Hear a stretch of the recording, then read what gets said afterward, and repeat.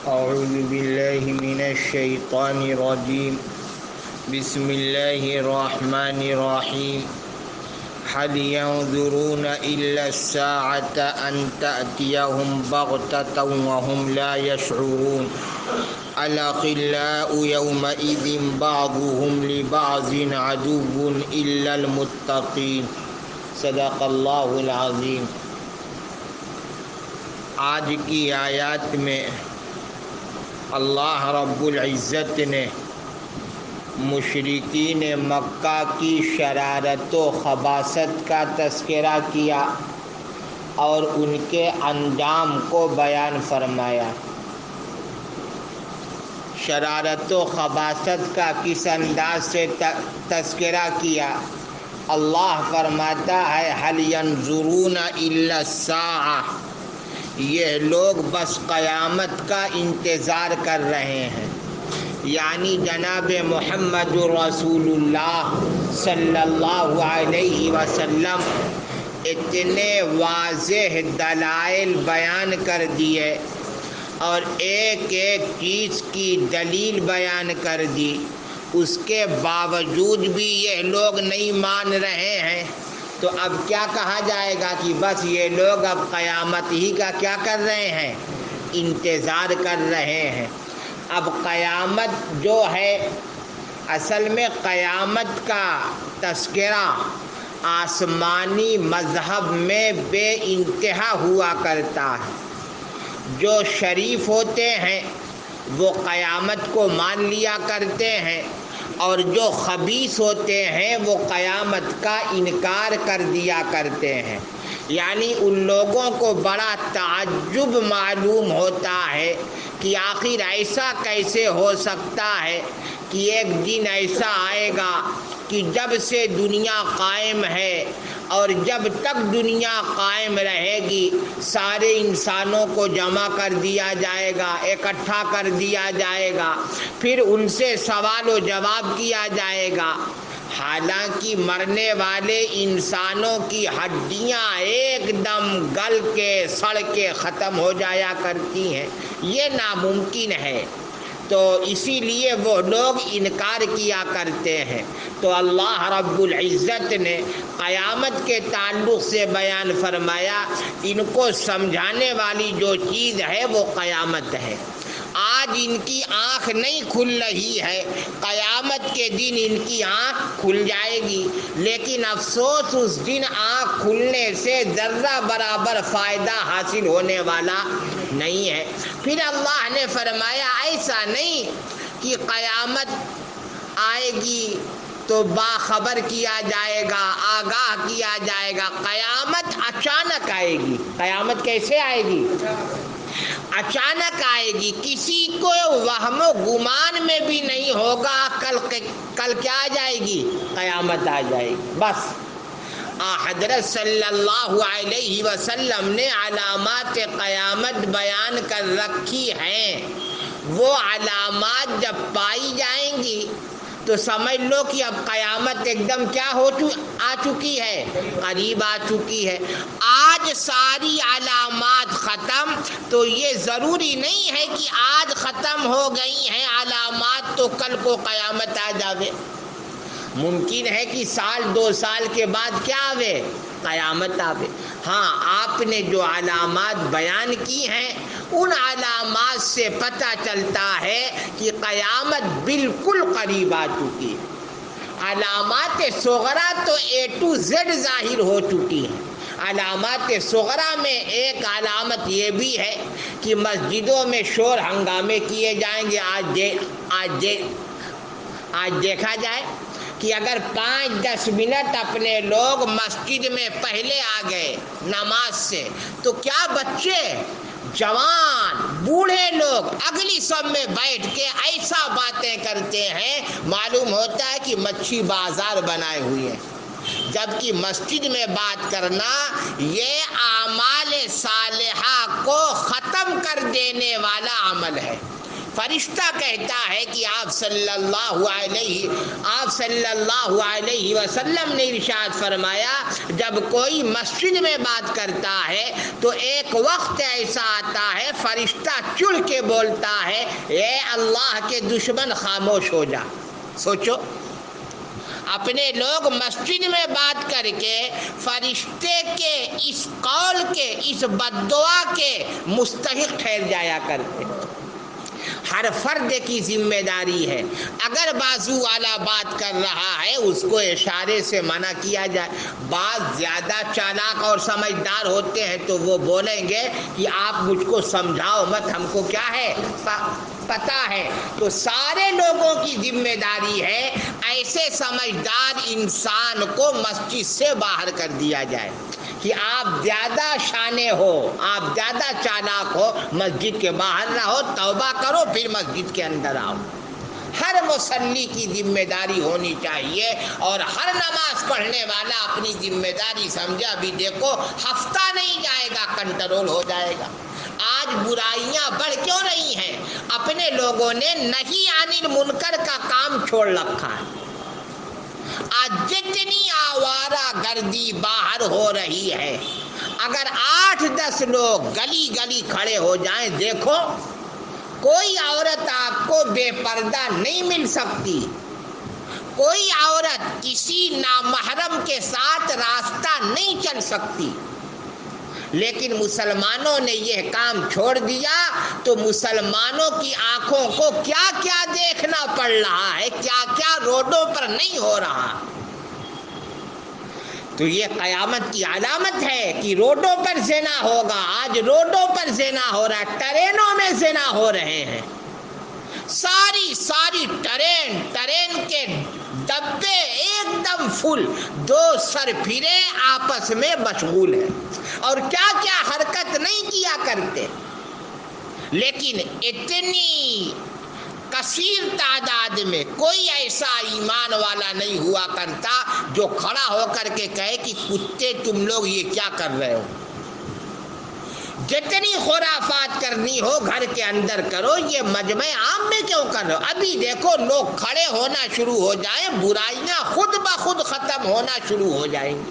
یہ اپنے لوگوں کی بے حسی ہے، بے حیائی ہے، بے شرمی ہے جو اپنے لوگوں کو یہ سارے دن دیکھنے پڑ رہے ہیں. بہرحال تو یہ قیامت کی علامت ہے. مسجدوں میں شور ہنگامے ہوں گے، آج مسجدوں میں شور ہنگامے ہو رہے ہیں. تو وہ جو قیامت آئے گی وہ ساری علامات کے پائے جانے کے بعد اچانک آئے گی. اللہ نے فرمایا ان تأتیہم بغتہ، وہ قیامت اچانک آ جائے گی، کسی کو وہم و گمان بھی نہیں ہوگا آج قیامت آئے گی. کتنی اچانک آئے گی؟ تفسیر در منصور کے اندر علامہ جلال الدین سیوطی رحمت اللہ علیہ حضرت ابو سعید خدری رضی اللہ تعالی عنہ کے حوالے سے حضرت صلی اللہ علیہ وسلم کا وہ فرمان لکھ رکھا ہے جس فرمان میں حضرت صلی اللہ علیہ وسلم نے واضح انداز میں قیامت کے تعلق سے بیان فرمایا ہے. چنانچہ حضرت ابو سعید خدری رضی اللہ تعالی عنہ سے روایت ہے کہ رسول اللہ صلی اللہ علیہ وسلم نے ارشاد فرمایا دودھ دوہنے والا دودھ دو رہا ہوگا، قیامت آ جائے گی. دودھ دونا سمجھتے ہیں؟ وہی دودھ نکالنا. دودھ نکالنے والا کیا نکالنا ہوگا؟ دودھ. اتنے میں قیامت. اور قیامت کس چیز کا نام ہے؟ ایک دھماکے کا. ایک دھماکے کا نام کیا ہے؟ قیامت. اتنا تیز وہ دھماکہ ہوگا کہ نہ وہ پہاڑ برداشت کر پائے گا، نہ زمین برداشت کر پائے گی، نہ آسمان برداشت کر پائے گا. ایک گولہ باری ہوگی. گولہ باری کا مطلب یہ نہیں کہ کوئی گولہ پھینک دیا جائے گا. حضرت اسرافیل علیہ السلام کے حوالے ایک سور کیا گیا ہے اور وہ سور سینگ کے مشابہ ہے. اور وہ سور میں اپنے منہ کو لگا کر کے کھڑے ہیں، ادھر اللہ کا آرڈر ہوگا، ادھر وہ پھونک ماریں گے۔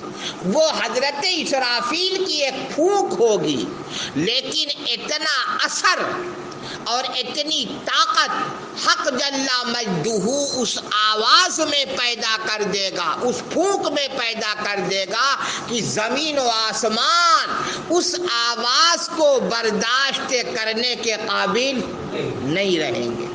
جب وہ آواز آئے گی، ایک دھماکہ جب ہوگا، وہی جب سور پھونکا جائے گا تو قرآن کہتا ہے اذا الشمس کورت، جب سورج بے نور ہو جائے گا، اذا السماء انفطرت، آسمان پھٹ پھٹ کر کے گر پڑیں گے، یوم یکون الناس کالفراش المبثوث وتکون الجبال کالعہن المنفوش۔ یہ جو پہاڑ ہے، یہ پہاڑ نہیں، یہ تو پہاڑی کی پہاڑی ہیں، جو اوریجنل پہاڑ ہے، جیسے ہمالیہ پہاڑ وغیرہ، احد پہاڑ وغیرہ، دنیا کے جو بڑے بڑے پہاڑ ہیں ان کے تعلق سے بیان کیا گیا۔ یہ فضاؤں میں ایسا اڑتے ہوئے نظر آئیں گے جیسا کہ روئی کے گالے۔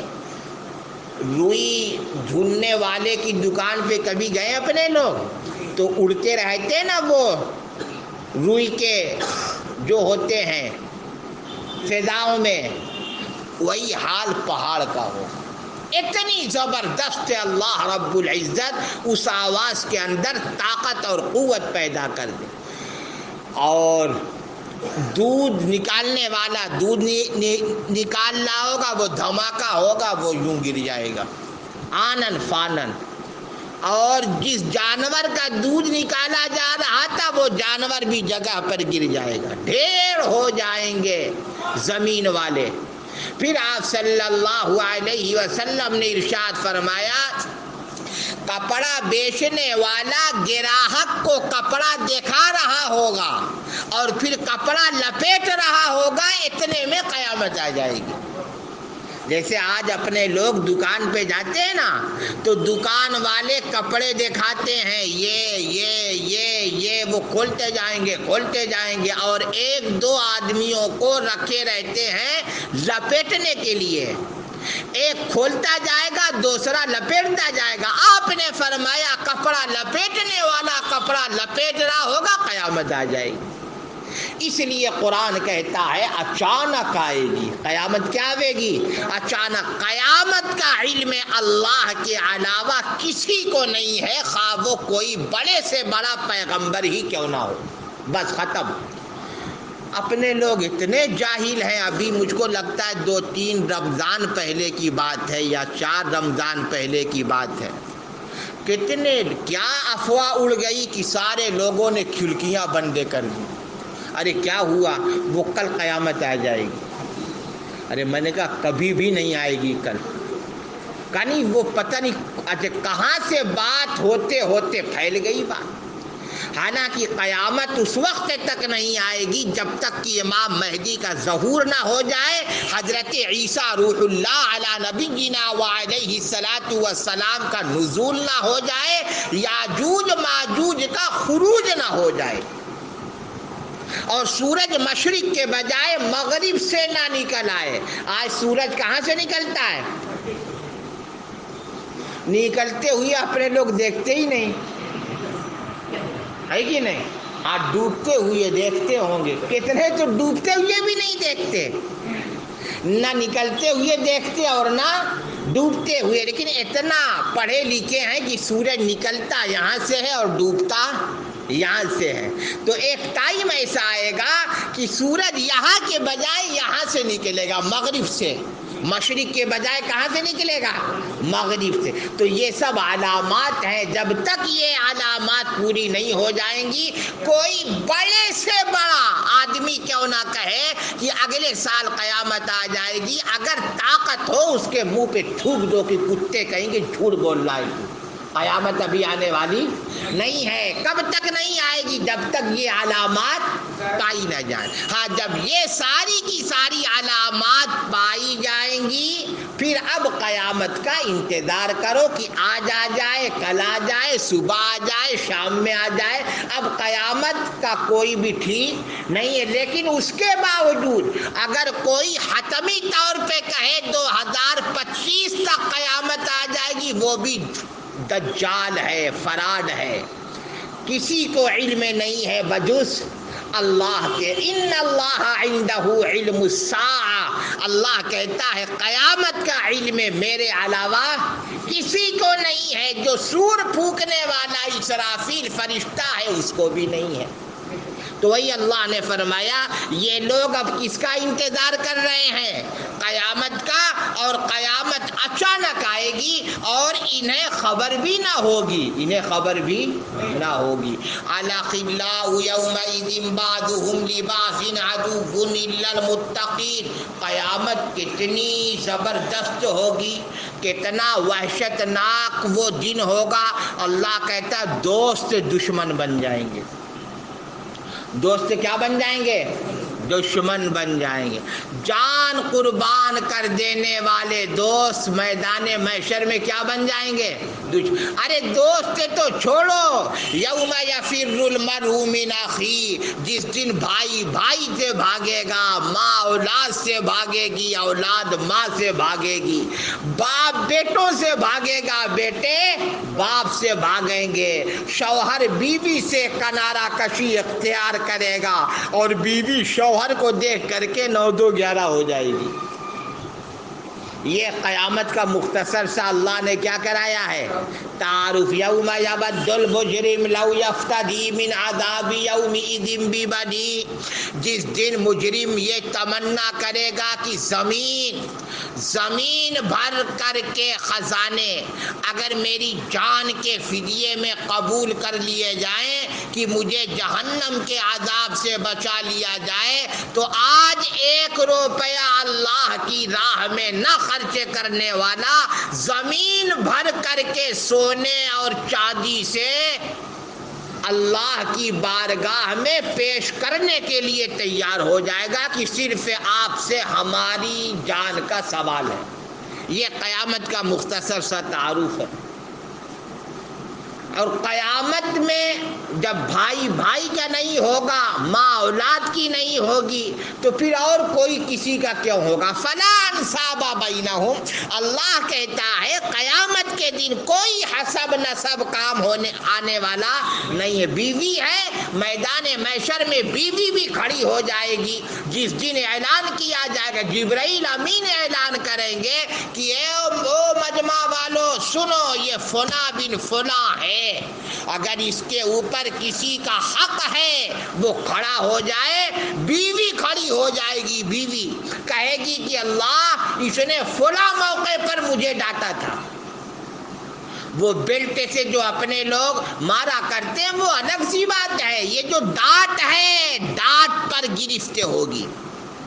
اپنے لوگ کم سر پھرے نہیں ہیں، آفس سے آئیں گے تو گھر کو بگاڑنے کے لیے وہ بہنیں بیٹھی رہتی ہیں۔ ان کو سسرال میں اچھا نہیں لگتا، ان کو مفت میں روٹی توڑتے ہوئے اچھا لگتا ہے کہ یہاں بھابھی کے لیے معلوم ہوتا آفیسر بن کے بیٹھی ہیں، بھابھی کیا کر رہی ہیں، کہاں جا رہی ہیں، کیسا کھانا پکا رہی ہیں۔ ماؤں کا اتنا کان بھرتی ہیں، اتنا کان بھرتی، اور وہ ماں جو عقل سے پیدل اپنی بیٹی کے چکر میں آ کر کے اپنے گھر کو اپنی آنکھ کے سامنے برباد ہونا ہزاروں مرتبہ دیکھ چکی ہوتی ہے، لیکن اس کے دماغ کی آنکھ نہیں کھلا کرتی۔ جیسے بیٹا آفس سے آئے گا، ادھر سے ماں، ادھر سے بہن، ادھر سے فلاں، ادھر سے فلاں، آج بھابھی نے یہ کیا، آج بھابھی نے ایسا کیا، آج بھابھی نے ماں کے ساتھ زبان لڑا دیا۔ اب یہ آفس سے تھکا مادہ آدمی نکالتا ہے بیلٹ، لے دنادن۔ تو ایسا نہیں ہے کہ یہ گھر ہمیشہ یوں ہی چلتا رہے گا۔ تیرے سامنے تیری ماں ایسے ہی رہے گی، تو ایسا ہی طاقتور رہے گا۔ یہ مظلوم عورت ہمیشہ مظلوم بنی رہے گی، نہیں۔ قیامت کا دن، جس دن بے سینگ والی بکری کو سینگ والی بکری سے بدلہ دلایا جائے گا۔ بیلٹ سے مارنا یہ تو دور کی بات ہے، ہاتھ اٹھانا یہ تو دور کی بات ہے۔ اس دن ڈانٹ ڈپٹ اگر ہم نے کیا ہے، عورت کھڑی ہو جائے گی اور کہے گی مولا کریم میرے ہی شوہر نے میرے ساتھ بہت زیادہ زیادتی کا معاملہ کیا۔ سوچو، اسی لیے قرآن کہتا فلا انصاب بینہم، اس دن کوئی حسب نسب کام آنے والا نہیں ہے سوائے سید کے۔ حضرت صلی اللہ علیہ وسلم نے ارشاد فرمایا میرا حسب کام آئے گا۔ کوئی سید ہوگا تو سید ہونا اس کے کیا آئے گا کام، لیکن اوریجنل سید، ہاں آج کل کے سید نہیں، کنورٹ ہوئے اپنے نام کے آگے سید۔ ارے تو 2 پشت پہلے وہ تھا، پنڈت تھا، ہاں تو ابھی جس نے ہم کو کلمہ پڑھایا وہ سید تھا تو اس کے نام سے سید چل رہا ہے۔ سید مطلب حضور صلی اللہ علیہ وسلم سے آپ کا شجرہ جا کر کے ملتا ہو، اس کو بولتے ہیں اوریجنل سید۔ شیعوں کی طرح نہیں کہ ہر تیسرا شیعہ کیا ہے سید، یہ سب نہیں، یہ سب ڈکوسلے بازی ہے اور خرافاتی لوگ ہیں۔